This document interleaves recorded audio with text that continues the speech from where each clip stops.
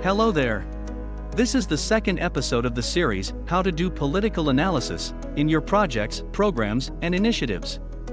Today, I will begin with the fundamentals and essentials. Just like the series, I will keep this video to the basics and necessities. Before I get started, let me say, liking, subscribing and sharing is a free way to support the channel. Let's now get right into it. First, the basics. What really politics is? What does science tell us about politics?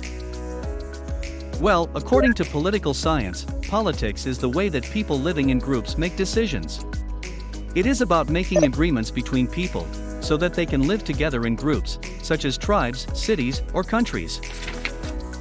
A modern-day adaptation of this definition of politics, in the context of the corporates, is that politics is the way that people working in teams make decisions. Hence, we can also say that it is about making agreements between people, so that they can work together in teams, groups, or in the corporates. Let's keep this definition of politics in mind, as it will help us to understand the context in which we operate daily. As a direct application of politics in our context, politics is about how we make rules, formulate processes, procedures, tools and techniques, so that we can work together to deliver the results and the desired outcomes. Moreover, let us also keep in mind that we are talking about projects, programs or other corporate initiatives which the corporates undertake. To deliver these outcomes, we have to formulate policies and procedures, tools and techniques for the development and delivery of products or services.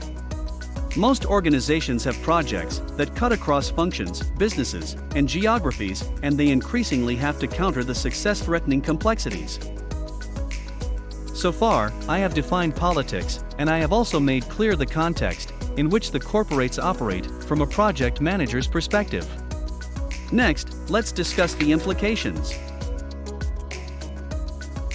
If we define politics as about how people work together and make decisions, can we not say then that we are talking about our day-to-day jobs? Our living? For a majority amongst us, our jobs are the only way we can make a living and provide for our family. Our earnings, fortunes, social progress, and unfortunately, the social prestige is always associated with the fact how successful we are. Our respect and reputation in society increase with greater success or higher positions in the big corporations. We believe that with more success, we will be more respected in this world. To make matters even more complicated, most of us find pride in our jobs. Which, by the way, is a good thing. I am not suggesting that, as project managers, we should not take pride in what we do. Instead, what I am implying is that a job is a compulsion. It is our only available measure to sustain life comfortably in today's world. Therefore, it will not be wrong if we say that being successful at the job is a compulsion. We can hope to increase influence, power, authority, and acquire the ability to influence the outcomes only by being successful and failing at no instance. Furthermore, it is also said that politics is about acquiring and retaining power. Without it, one can never have power and authority. Consequently, the ability to influence outcomes can never be developed. Let me summarize the inferences from what I have said so far. 1. Politics is about how people decide to work together, define processes and procedures, and make progress. 2. Being successful at the job is a compulsion. 3, which is the most prominent of all. We are likely to hold ourselves in high esteem when others respect us, and our influence increase with significant successes. Let's now talk further.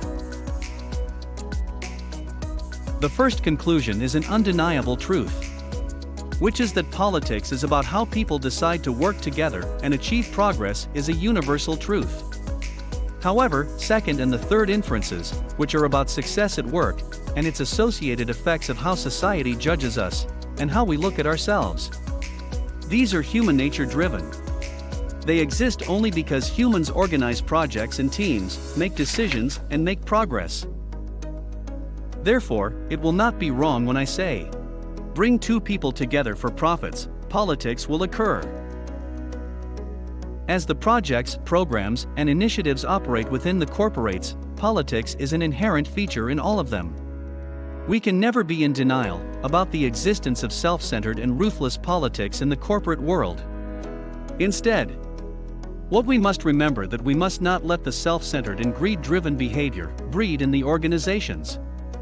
Of course, the existence of politics, in its purest form, will never be a problem, only if the agreed rules and processes are 100% ideal.